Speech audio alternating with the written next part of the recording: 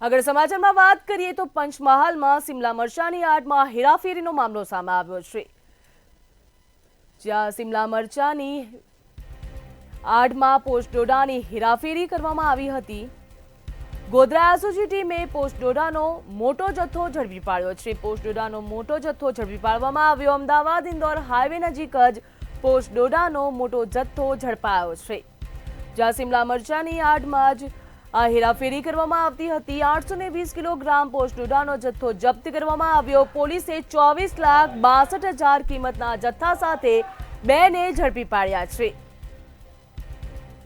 Pickup ચાલક બુધારામ બિશ્નોઈ અને સોન બિશ્નોઈની અટકાયત કરવામાં આવી છે। બંનેની અટકાયત કરવામાં આવી છે। 29 લાખથી વધુનો મુદ્દામાલ પોલીસ દ્વારા જપ્ત કરવામાં આવ્યો, જ્યાં અન્ય આરોપી ઉદારામ બિશ્નોઈ અને બાબુની ઝડપવા કાર્યવાહી હાથ ધરવામાં આવશે। બંને તેઓ ફરાર છે, તેમને પકડી પાડવા પણ કાર્યવાહી હાથ ધરવામાં આવી છે। પોલીસે આરોપીઓને ઝડપવા ચક્રો ગતિમાન કર્યા। પોલીસે 24,62,000 કિંમતના જથ્થા સાથે બે લોકોને ઝડપી પાડ્યા છે,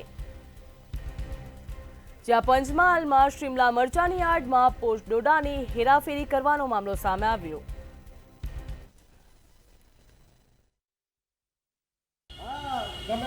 Panchmahal police range IGP Shri RV Asari સાહેબ અને એસપી શ્રી હરીશ દુધાત સાહેબ પંચમહાલનાઓની સૂચના મુજબ એસઓજી અને સ્થાનિક પોલીસના અધિકારીઓ પંચમહાલ જિલ્લામાં આગામી ગણેશ વિસર્જનના બંદોબસ્ત અનુસંધાન વાહન ચેકિંગમાં હતા।